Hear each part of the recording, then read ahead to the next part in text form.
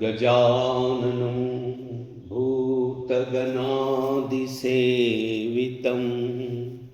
कपित्वजम्बूफलचारुभक्षणम् उमासुतं शोकविनाशकारकं नमामि विघ्नेश्वर पादपङ्कजम्। श्री गुरुभ्यो नमः। श्रीमात्रे शिवमहिम्न स्तोत्रम्। महिम्न पारन्ते परमविदुषो यद्य सदृशी स्तुति ब्रह्मादीनाम् अपि ददवसन्ना त्वयि गिरः अतवाच्य सर्वा स्वमतिपरिणामावधिगृह्णन् ममापेक्ष्या स्तोत्रे हरनिरपवादपरिकरः अतीतपन्थानं तव च महिमा वाङ्मनसयो अताव्यावृत्यायं चकितमभिदत्ते श्रुतिरपि न कस्य स्तोतव्या कतिविधगुणा कस्य विषयः पदेतर्वाचीने पतति न मनः कस्य न वचः मधुस्फीता वाचा परमामृतं निर्मितवतः तवा ब्रह्मा किं वा गपिसुरगुरो विस्मयपदम् ममात्वे त्वां वाणीं गुणकथनपुण्येन भवतः पुनामित्येतस्मिन् पुरमथनबुद्धिर्व्यवसिता तवैश्वर्यं यत् कत् तजगदुदयरक्षाप्रलयकृत् त्रयीवस्तु व्यस्तं त्रिषु गुणभिन्नासु तनुषु अभव्यानामस्मिन् वरदरमणीयामरमणी विहन्तुं व्याक्रोशिं विदधत हि ऐकै जडधियः किमिहा किं काया सकलु किमुपाया त्रिभुवनम् किमाधारो दाता सृजति किमुपादान इति च अतर्कैश्वर्ये त्वा यनवसरदुस्सोहतधिया कुतर्कोऽयं कांश्चिन् मुकरयति मोहाय जगताम् अजन्मानो लोका किमवयवतन्तोऽपि जगताम् अधिष्ठारातारं कि भवति विधिरा विधिरना अनीशो वा कुर्यात् भुवनजनने कः परिकरो यतो मन्दा स्वां प्रत्यमरवरसंशेरत इमे ध्रुवं कश्चित् सर्वं सकलमपरन्त्वा ध्रुवमिदम् परो द्रव्याद्रव्ये जगति गदति व्यस्तविषये समस्तेऽप्येतस्मिन् पुरमथनतैर्विस्मत इव स्तुवञ्जिह्रेमि त्वां न खलु ननु दृष्टा मुखरत तवैश्वर्यं यत्नात् यदुपरि विरिञ्चिर्हरिरदः परिच्छेतुं याता वनलमनला स्कन्दवपुषः ततो भक्तिश्रद्धा वरगुरुगृदाभ्यां गिरिशयत् स्वयं तस्ते ताभ्यां तव किमनुवृत्तिर्न फलति। अयत्नादापाद्या त्रिभुवनमवैरव्यतिकरं दशास्यो यद्बाहु न भृतरनखण्डूपरवशान् शिरापद्माश्रेणी रचितचरणाम्भोरुहबले स्थिरायास्त्वद्भक्ते त्रिपुरहरविस्फूर्जितमिदम् अमुष्य तत्सेवा समधिगतसारं भुजवनं बलात् कैलासेऽपि त्वदतिवसतो विक्रमयतः अलभ्या पाताले व्यलसचलिताङ्गुष्ठशिरसि प्रतिष्ठा त्वय्यासीद् ध्रुवमुपचितो मीयति कलः यदद्रुद्धिसूत्रामो वरद परमोचारपि सति मदश्चक्रे बाणा परिजनविधेया त्रिभुवनः नता चित्रं तस्मिन् वरिवसितरि त्वश्चरणयो न कास्यापुन्नत्ये भवति शिरसा तय्यवनति अकाण्डा ब्रह्माण्डा क्षयचकितदेवासुरकृपा विधेयस्यासीद्या त्रिनयनविषं संवृतव्रतः सकल्माषाकण्ठे तव न कुरुते नाश्रियमहो विकारोऽपि श्लाघ्यो भुवनभवभङ्गाव्यसनिनः असिद्धार्था नैव क्वचिदपि सदेवासुरनरे निवर्तन्ते नित्यं जगति जैनो यस्य विशिका स पश्यानीशात्वा मितरसुरसाधारणमभूत् स्मर्ता व्यात्मा नैव शिशुपद्या परिभवः महीपादागाता भजति सहसा संशयपदं पदं विष्णोर्भ्राम्यद् भुजपरिकरुग्राग्रहगणं मुहुर्धौर्दस्यस्यात्यमृत्युचटिताताडितटटा जगद्रक्षायै त्वं नटसि ननु वामैव विभुता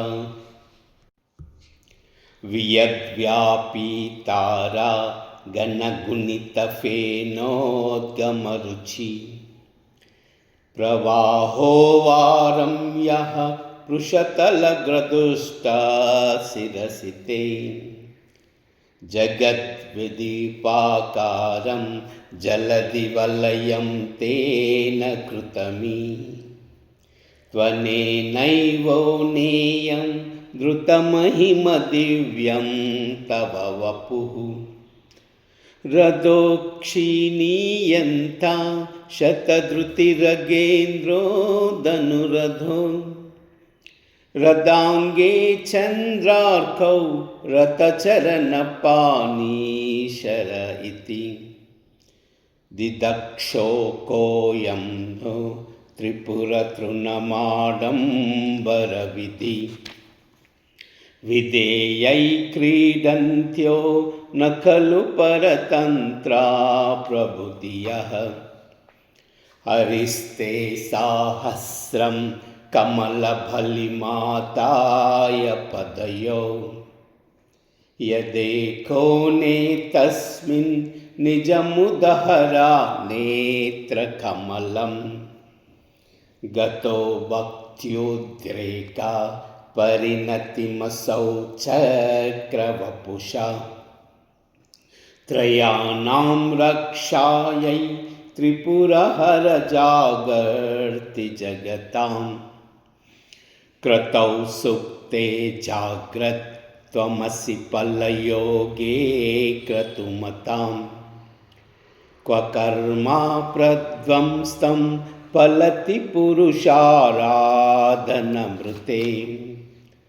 अतः स्वां सम्प्रेक्ष्य क्रतुषु फलदाना प्रतिभुवम् श्रुतौ श्रद्धां बद्ध्वा दृढपरिकरा कर्मसु जनः क्रियादक्षो दक्षा क्रतुपतिरधीशास्तनुभृता मृषीणामूर्तिञ्जं शरणदशसद्यासुरगणा क्रतुप्रेषतत्त्वा क्रतुफलविदाना व्यसनिनो ध्रुवं कर्तुं श्रद्धा विदुरमभिचाराय हिमका प्रजानाथं नाथ प्रसभमभिकं स्वां दुहितरं गतं रोहितपूतां रिरमयिषुमव्यस्य वपुषां धनुष्पाणिरात्यं दिवमपि सपत्राकृतममुं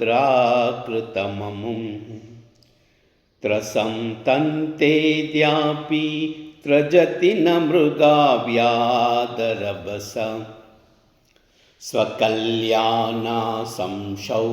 धृतधनुषमहनातृणवत् पुरा प्लुष्टं दृष्ट्वा पुरमथनपुष्पायुधमपि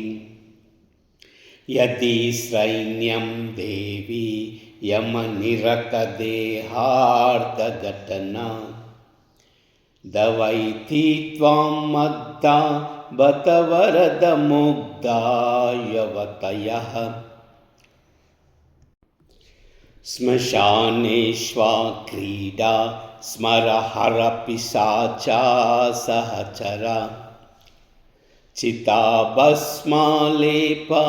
स्रगपि न करोति परिकरः अमङ्गल्यं शीलं तव भवतु नामैवमखिलं तदापि स्मर्तॄणां वरद परमं मङ्गलमसि त्वमर्कस्त्वं सोमं त्वमसि पवना त्वं हुतवः त्वमापस्त्वं व्योमा त्वमुदरनिरात्मा त्वमिति च परिच्छिन्नामेवं त्वयि परिणता बिभ्रतिगिरं न विद्मस्तत्त्वं वयमिह तं यत्त्वं न भवसि त्रयी तिस्रो वृत्ति त्रिभुवनमथो त्रीनपि सुरा अकारादैर्वर्णे त्रिभिरभिदधतीर्न विकृतिं तुरीयं ते धाम ध्वनिभिरवरुन्दानमनुभिः समस्तं व्यस्तं त्वां शरणदगृणाल्योमिति पदम् भवः शर्वो रुद्रः पशुपतिरथोग्रासः महां तदा भीमेशाना वितीयदभिधानाष्टकमिधम् अमुष्मिन् प्रत्येकं प्रविचरति देवाश्रुतिरपि प्रियायास्मै धाम्ने प्रविहितनमस्योऽस्मि भवते भवा शर्वो रुद्रा पशुपतिरदोग्रासः महां तदापि मे शानां वितीयदभिधानाष्टकमिधम् अमुष्मिन् प्रत्येकं प्रविचरति देवाश्रुतिरपि प्रियायास्मै धाम्ने प्रविहितनमस्योऽस्मि भवते नमो नेदिष्टाय प्रियधवदविष्टाय च नमो नमाक्षोदिष्टाय स्मरहरमहिष्टाय च नमः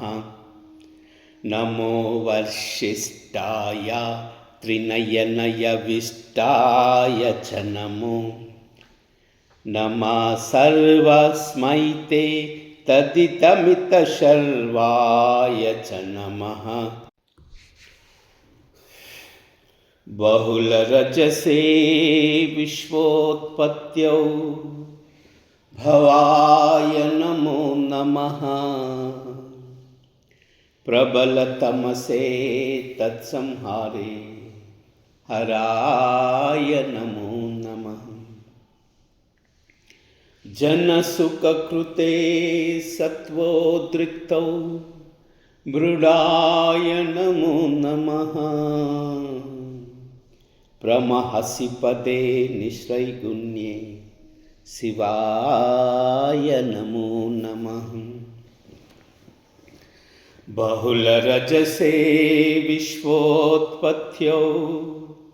भवाय नमो नमः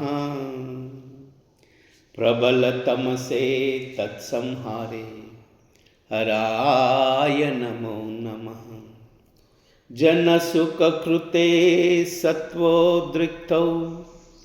मृडाय नमो नमः प्रमहसि पदे निःश्रैगुण्ये शिवाय नमो नमः बहुलरजसे विश्वोत्पत्त्यौ भवाय नमो नमः प्रबलतमसे तत्संहारे हराय नमो नमः जनसुखकृते सत्वोद्रिक्तौ मृडाय नमो नमः प्रमहसि पदे निःश्रैगुण्ये शिवाय नमो नमः कृशपरनिति चेता क्लेशवश्यं क्वचेदं क्व च तव गुणश्रीमोल्लुङ्घनीषद्वदृति इति चकितममन्दीकृत्वा मां भक्तिराधा वरदचरणयोस्ते वाक्यपुष्पोपहारम् हसितगिरिसमं स्यात् कज्जलं सिन्धुपात्रे सुरतरुवरशाखा लेखिनी पत्रमुर्वी लिखित यदि गृहीत्वा शारदा सर्वकालं तदपि तव गुणाना ईश पारं न याति असितगिरिसमं स्यात् कज्जलं सिन्धुपात्रे सुरतरुवरशाखा लेखिनी पत्रमुर्वी लिखित यदि गृहीत्वा शारदा सर्वकालं तदपि तव गुणाना ईश पारं न याति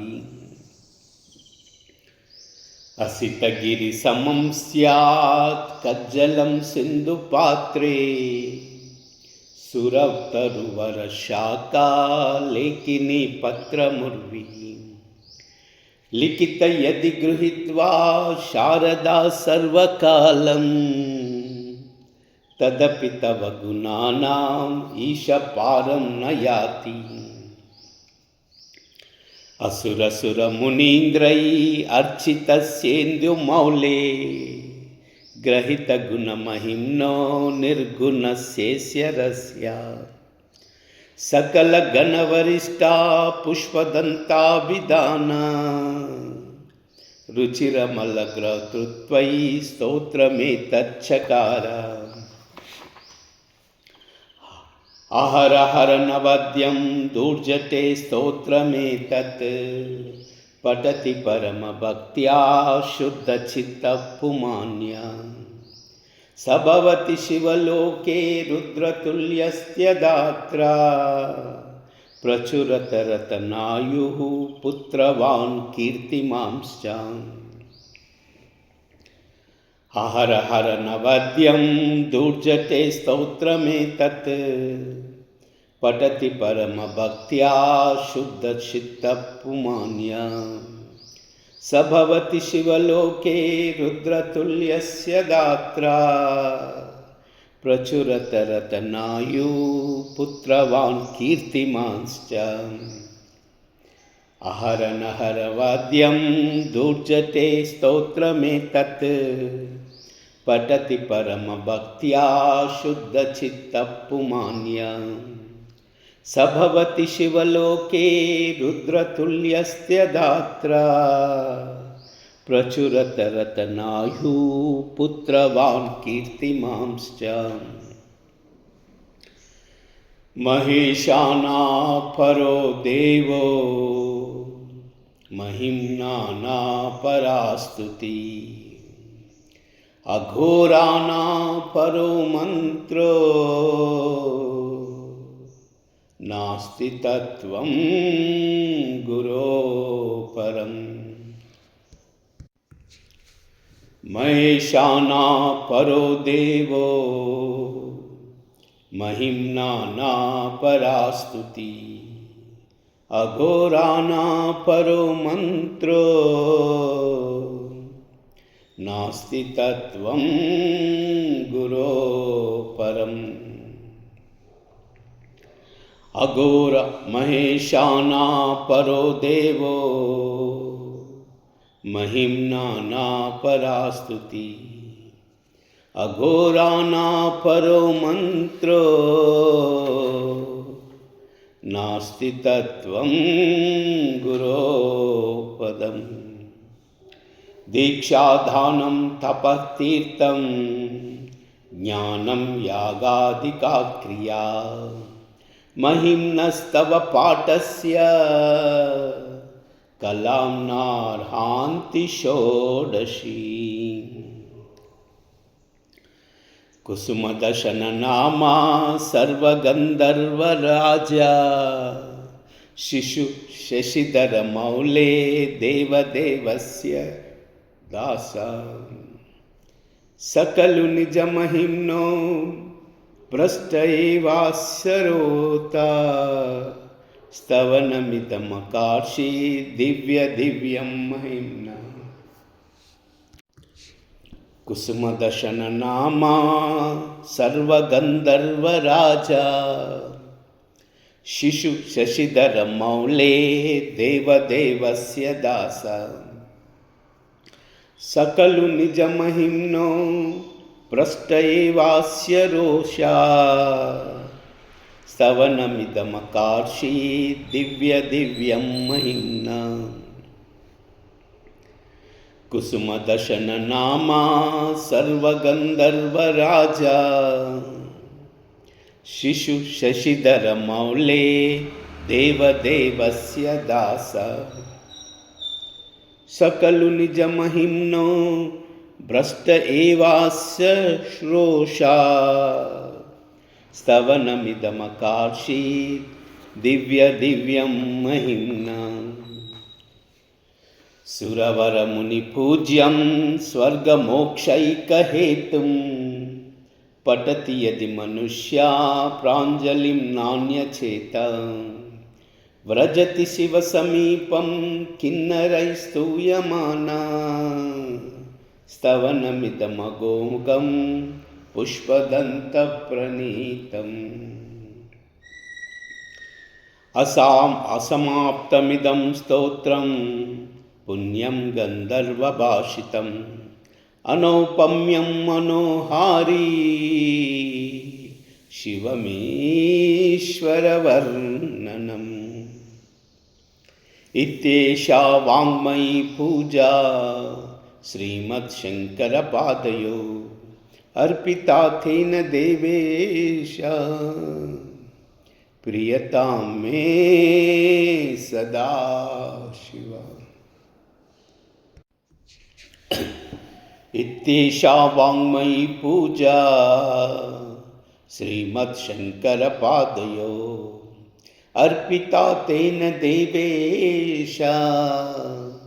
प्रियतां मे सदा शिव। इत्येषा वाङ्मयी पूजा श्रीमत्शङ्करपादयो अर्पिता तेन देवेश, प्रियतां मे सदा शिव।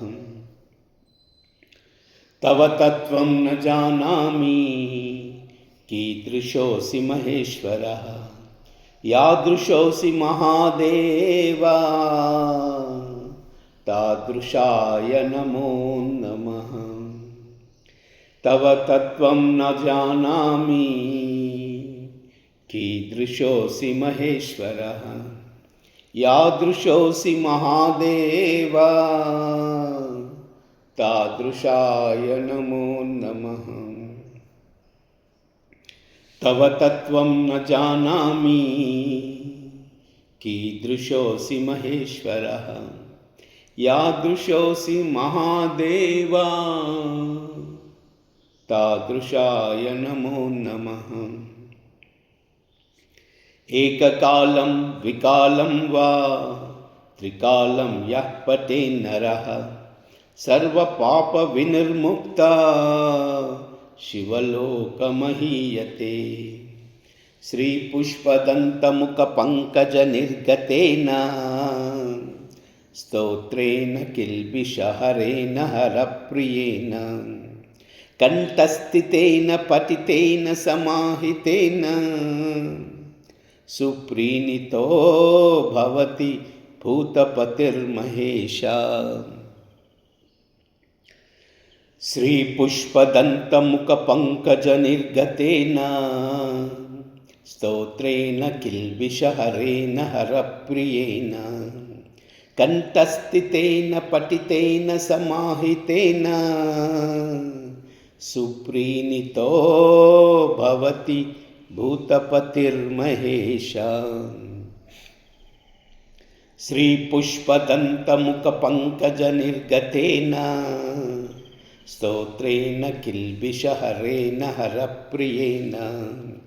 कण्ठस्थितेन पठितेन समाहितेन सुप्रीणितो भवति भूतपतिर्महेश। ॐ नमो देव्यै महादेव्यै शिवायै सततं नमः। नमः प्रकृत्यै भद्रायै